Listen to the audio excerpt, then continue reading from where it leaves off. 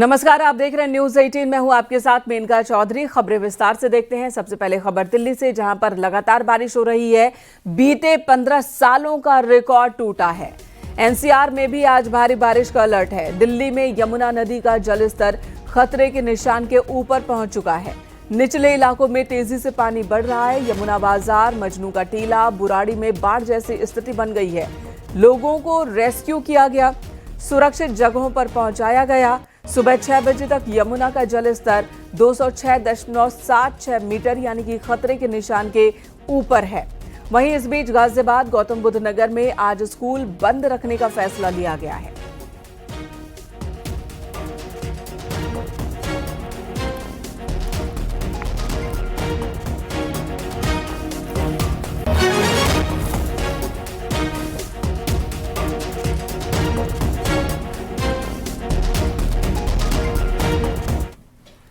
और अगली खबर आपको देते हैं। हथनी कुंड बैराज से पानी छोड़े जाने के बाद सहारनपुर में यमुना का जलस्तर बढ़ गया।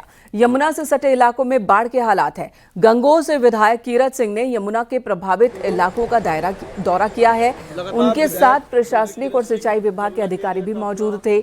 विधायक और अधिकारियों ने नकुड़ तहसील के बाढ़ प्रभावितों से मुलाकात की, हालात की जानकारी ली। प्रशासनिक अधिकारियों और राजस्व टीम को बाढ़ चौकियों पर लगातार मौजूद रहने और गांव वालों को सतर्क करने के निर्देश दिए। भारी वर्षा होने के कारण जितना भी यमुना नदी के किनारे का क्षेत्र है हमारी विधानसभा का, वो बाढ़ से ग्रसित है और बहुत किसानों के, हजारों किसानों खेत जो है यमुना में टूट कर गिर गए हैं। पानी बहुत आ रहा है। उसी के तहत जो जिले के अधिकारी हैं, आला अधिकारी, हमारे एसडीएम साहब नकुड़ से, हमारे एडीएम एफआर साहब, सारे लोग यहाँ मौके पर पहुंचे हैं। मैं पहले तो सभी साथियों का, गाँव वासियों का और सम्मानित अधिकारियों का सबका धन्यवाद करता हूँ कि ये प्राकृतिक आपदा जो आई हुई है, इसमें सब लोग एकजुट होकर के सहयोग कर रहे हैं। और उसको देखने के लिए वहाँ क्या स्थिति है, सिंचाई विभाग के अधिकारी भी यहाँ मौके पर तैनात हैं, पूरा नज़र रखे हुए हैं, सब ध्यान रखे हुए हैं, किसी भी स्थिति में निपटने के लिए तैयार हैं।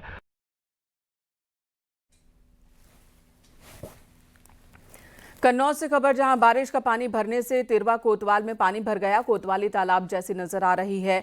कोतवाली में हुए जलभराव का वीडियो तेजी से वायरल हो रहा है। कोतवाली में जलभराव होने से फरियादियों को दिक्कतों का सामना करना पड़ रहा है। लोगों को कोतवाली के बाहर से लौटना भी पड़ जा रहा है, यानी कि अपनी बात पुलिस तक पहुंचा नहीं पा रहे ये लोग। पानी इतना ज़्यादा भरा है, आप भी इन तस्वीरों में देख सकते हैं।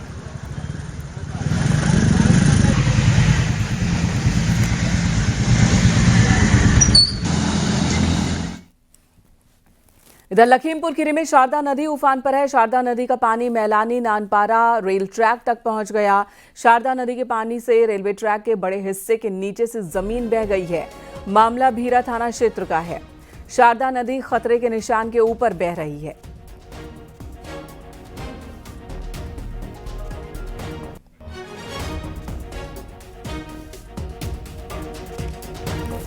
पहाड़ से लेकर मैदान तक बारिश ने हाहाकार मचा दिया। यूपी में नदियां उफान पर हैं। नोएडा में यमुना नदी विकराल हो गई है। बाढ़ का खतरा बढ़ गया है। वहीं अलग अलग जिलों में तेज बारिश ने हालात मुश्किल कर दिए हैं।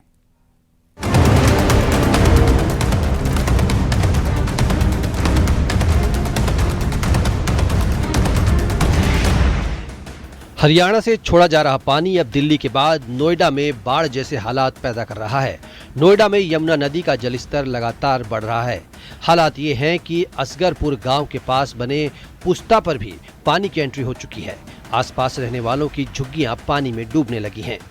असगरपुर गांव के पास मौजूद हैं और आप यहां देखेंगे कि फ्लो भी बहुत ज्यादा है, साथ ही लगातार वाटर लेवल बढ़ता जा रहा है। जो आसपास के लोग हैं उनका कहना है कि करीब 4 से 5 फीट तक पानी बढ़ गया है और लगातार बढ़ रहा है। ऐसे में जो फार्म हाउस हैं वो भी डूबने की कगार पे हैं। लिहाजा जो अंदर कामगार मजदूर लोग रहते हैं, जो नर्सरी में काम करते हैं, खेतीबाड़ी अंदर करते हैं, वो तमाम लोग अब बांध के ऊपर पहुंच रहे हैं। साथ ही आपको बता दें कि नोएडा अथॉरिटी ने 135 के पास जो गौशाला है वहां पर 800 के आसपास गौवंशों को भी शिफ्ट किया है और ग्रीन बेल्ट के पास शिफ्ट किया गया है, जिसके लिए अधिकारी कर्मचारियों की ड्यूटी भी लगाई गई और लगातार वाटर फ्लो बढ़ रहा। पहाड़ों पर हो रही बादल फटने की घटनाएं और मैदानी इलाकों में लगातार बारिश ने नदियों के जलस्तर में काफी इजाफा कर दिया है। मथुरा में यमुना के जलस्तर में पिछले दिनों में तीसरी बार तेजी देखी गई।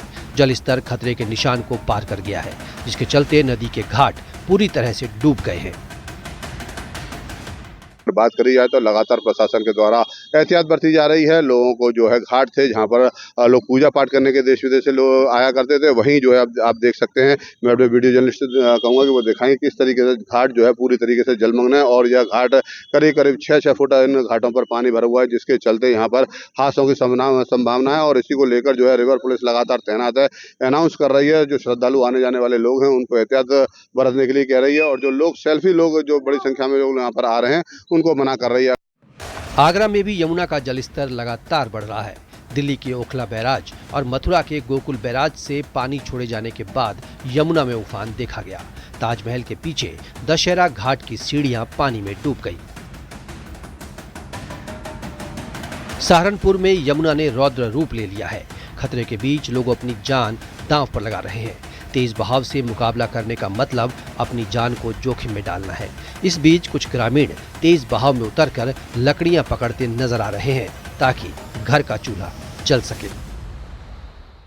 बिल्कुल यमुना के किनारा जो हमारी पुलिस की टीम में है वो लगातार गश्त कर रही है और हमारी जो और टीम भी है वो एनडीआरएफ की वो भी आई हुई है। किसी प्रकार का कोई हादसा न हो इसके लिए पुलिस पूरी सतर्कता से तैयार है। फिरोजाबाद के शिकोहाबाद नगर में बारिश के बाद नगर पालिका की पोल खुल गई है। सर्विस रोड पर थोड़ी देर की बारिश के बाद हर तरफ जल जमाव हो गया। बदायूं में बारिश से शहर जलमग्न हो गया। जोगीपुरा, शिवपुरम, बाबूराम मार्केट, पुराना बाजार में पानी दुकानों और घरों में घुस गया। मौसम विभाग ने आगे भी बारिश जारी रहने का अनुमान लगाया है। पीलीभीत में बारिश के कारण खन्नौत नदी का जलस्तर बढ़ गया है, जिससे आसपास के गांवों में पानी भर गया। किसानों को भारी नुकसान हो रहा है। इससे नदी किनारे बसे गांवों में तबाही का खतरा बना हुआ है। बाढ़ से जी बहुत नुकसान हुआ है। ये दर्जनों गांव इसकी चपेट में है और ये हल्का सीतलपुर से लेके इधर पीछे जगतपुर है, आगे मरौरी, कलेक्टरगंज से लेके आगे ईसापुर, कुरैया तक है और बहुत इसकी मार झेल रहे हैं हम लोग। लास्ट ईयर भी ऐसे ही काफ़ी नुकसान हुआ था, लेकिन शासन प्रशासन की तरफ से कोई भी हमें मदद नहीं दी गई। महोबा में 3 घंटे की बारिश ने हालात खराब कर दिए। अस्पताल परिसर में पानी भर गया। सड़कों पर घुटनों तक पानी जमा हो गया।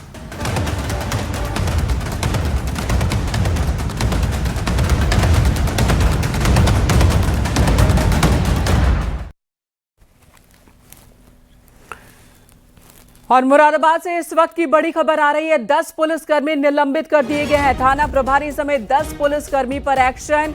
गौमांस मिट्टी में दबाने और तस्करों से सौदेबाजी के आरोप में ये कार्रवाई हुई है। शिकायत हुई थी इन पुलिस कर्मचारियों के खिलाफ, जिसके बाद एसएसपी ने जांच कराई। जांच के बाद एसएसपी ने सभी को निलंबित कर दिया। बड़ी खबर इस वक्त मुरादाबाद से। विशाल सक्सेना हमारे सहयोगी फोन लाइन पर मौजूद है। विशाल, इस बारे में पूरी जानकारी दे, विस्तार से बताएं। देखिए, बिल्कुल आपको बता दूं, मुरादाबाद एसएसपी सतपाल अंतिल से एक जन सुनवाई के दौरान शिकायत की गई थी कि मुरादाबाद के पागवाड़ा थाना क्षेत्र में गौमांस से भरी एक कार बरामद हुई थी। उस कार में जो गौमांस था, वहां थाने के पुलिसकर्मियों ने उस मांस को गड्ढे में दबा दिया और जो कार के जरिए वो तस्करों से सौदेबाजी का उन्होंने आरोप लगाया था कि सौदेबाजी कर रहे थे। उसी को लेकर के गोपनीय जांच शिकायत जो थी वो एसएसपी से की गई थी। एसएसपी ने मुरादाबाद के 3 सीओ और एसओजी टीम से इस पूरे मामले की जांच कराई। जांच में जब मामला सही पाया गया तो एसएसपी सतपाल अंतिल ने बड़ी कार्रवाई की है। मुरादाबाद के पागवाड़ा थाना प्रभारी, चौकी इंचार्ज सहित 10 पुलिसकर्मियों को निलंबित किया है। जी, धन्यवाद आपका इस वक्त पूरी जानकारी देने के लिए। तो एसएसपी ने जांच करवाई, फिर शिकायत सही पाए जाने के बाद इन सभी को निलंबित कर दिया। इन्होंने गौ मांस तस्करों से साठगांठ की और गौमांस के अवशेष जमीन में दबा दिए थे, मिट्टी में दबा दिए थे, सौदेबाजी की थी, यानी कि उन्हें जाने दिया था। और इसी मामले में शिकायत के बाद अब कार्रवाई हुई है।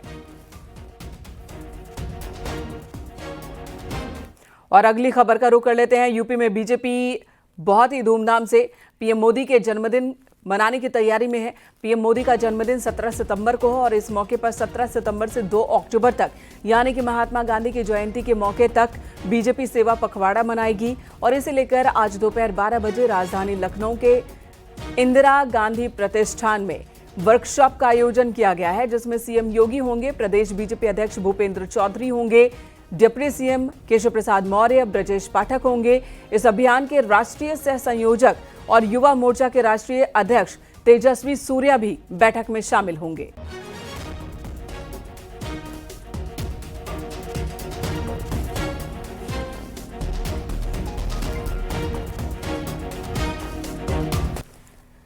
विकसित यूपी बनाने के लिए विधायकों के बाद अब योगी सरकार आम लोगों से भी सलाह लेगी और इसके लिए स्कैनर लगाए जाएंगे। योगी सरकार यूपी के 600 रिटायर्ड ब्यूरोक्रेट्स, रिटायर्ड जज और समाज के बुद्धिजीवियों की बड़ी टीम को जिम्मेदारी देगी। सरकार ने इससे संबंधित समर्थ नाम का एक पोर्टल बनाया है। सीएम योगी आज इस पोर्टल का उद्घाटन करेंगे।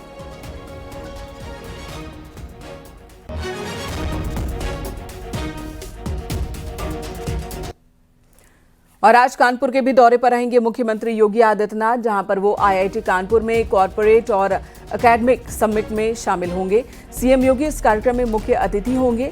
इसमें टीसीएस कंपनी के chief technical officer doctor Herrick win भी मौजूद होंगे। कई अन्य नामी गिरामी कंपनियों के प्रतिनिधि भी कार्यक्रम में हिस्सा लेंगे।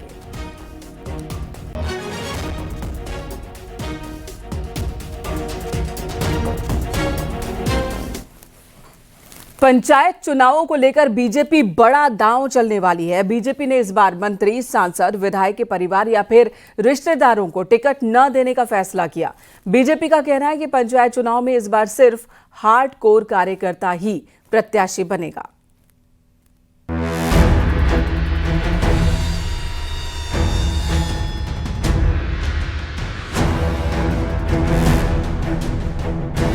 पंचायत चुनावों में बीजेपी के बड़े नेताओं जैसे मंत्री, सांसद, विधायक के अरमानों पर पानी फिरने वाला है। दरअसल बीजेपी ने तय किया है कि पंचायत चुनावों में मंत्री, सांसद, विधायक और बड़े नेताओं के परिवार या परिवार के करीबी को पंचायत चुनाव में प्रत्याशी नहीं बनाया जाएगा।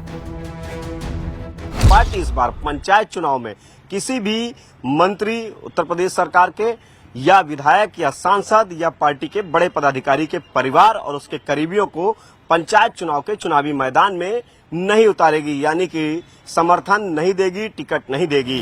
विधानसभा चुनाव से पहले पंचायत चुनाव में कार्यकर्ताओं का समायोजन करने की बीजेपी की बड़ी रणनीति है। बीजेपी ने तय किया है कि पंचायत चुनाव में जिला पंचायत सदस्य के 2000 से ज्यादा पदों पर कार्यकर्ताओं को ही प्रत्याशी बनाया जाए। 75 जिला पंचायत अध्यक्ष और 700 के करीब ब्लॉक प्रमुख के पदों पर बीजेपी अपने मूल कार्यकर्ता को ही प्रत्याशी बनाना चाहती है। कार्यकर्ता सर्वोपरि और संगठन सर्वोपरि है। ऐसे में परिवारवाद जैसी स्थिति भारतीय जनता पार्टी में नहीं होती है। भारतीय जनता पार्टी में कार्यकर्ता, आम कार्यकर्ता भी शीर्ष पद तक पहुंचता है।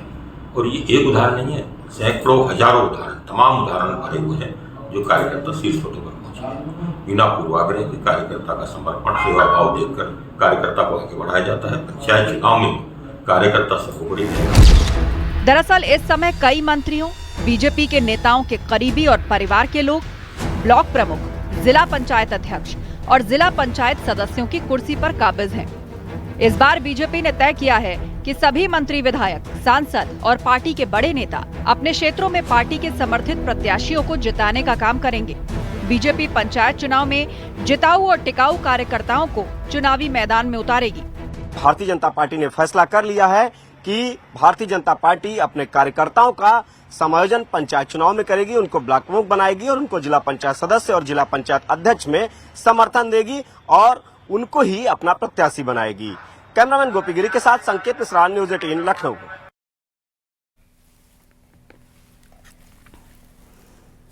दिल्ली में आज जीएसटी काउंसिल की बैठक होगी। जीएसटी रिफॉर्म के पीएम मोदी के ऐलान के बाद इस बैठक में उस दिशा में कदम उठाए जाएंगे। इसमें दैनिक उपयोग की वस्तुओं पर टैक्स कम करने के लिए जीएसटी में महत्वाकांक्षी बदलाव पर विचार हो सकता है। इस बैठक में कांग्रेस शासित राज्यों के वित्त मंत्री भी शामिल होंगे।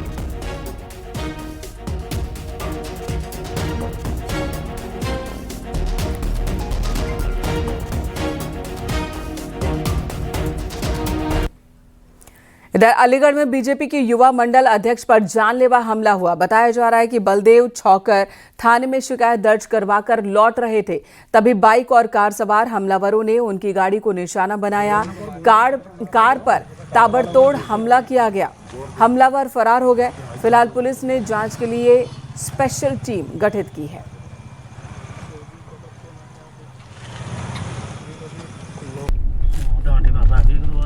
जब अपने भट्टे से आ रहा था तो मुझे रास्ते में पकड़कर गुड्डू, भोला, विष्णु, मुकेश और बबीन और टिंकू ने पकड़ के ये बोला कि अगर तू चुनाव लड़ेगा तो हम तुझे जान से मार देंगे। मैं इस बात की तहरीर देने गोरे थाने गया था और जब मैं वहाँ से वापस आ रहा था तो मेरी गाड़ी पर जानलेवा हमला किया।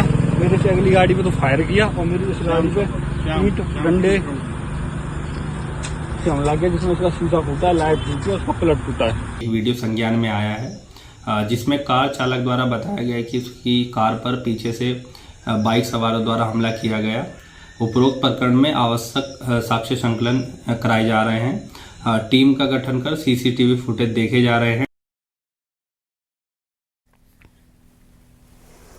अमेठी में भीषण सड़क हादसा हुआ। ट्रक से एक कार टकराई है। कार ड्राइवर समेत 3 लोगों की मौत हुई। पूर्वांचल एक्सप्रेसवे पर यह हादसा हुआ है। आजमगढ़ से लखनऊ जा रहे थे कार सवार, तभी हादसे का शिकार हो गए। 3 लोगों की मौत हुई है इस हादसे में। हादसे की तस्वीरें भी आपको दिखा रहे हैं। हादसे के बाद कार की स्थिति आप देखिए जरा, और इसे देखकर साफ अंदाजा लगाया जा सकता है कि कार की रफ्तार बहुत ज्यादा रही होगी। पूर्वांचल एक्सप्रेसवे पर कार और ट्रक की टक्कर हुई है।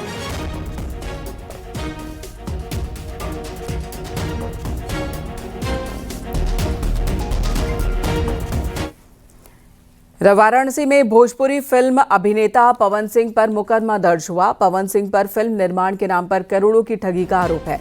वाराणसी की कैंट थाने में यह केस दर्ज हुआ है। पीड़ित व्यापारी का आरोप है कि उसने करीब 1.25 करोड़ रुपए निवेश किए और रकम नहीं लौटाकर फर्जी दस्तावेज बनाए गए। पैसे लौटाने की मांग करने पर पवन सिंह की ओर से धमकी दी गई है। कोर्ट के आदेश पर पुलिस ने केस दर्ज किया है।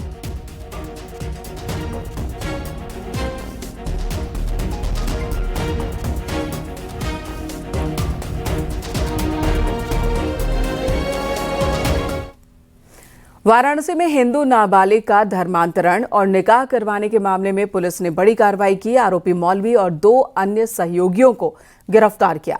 मौलवी ने 13 साल के हिंदू लड़के से हिंदू नाबालिग की शादी कराई।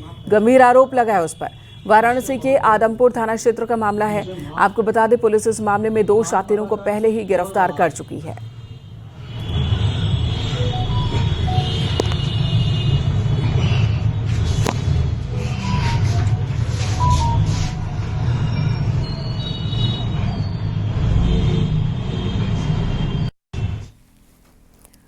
यहाँ रुकेंगे एक ब्रेक के लिए। खबरें ब्रेक के बाद भी जारी हैं।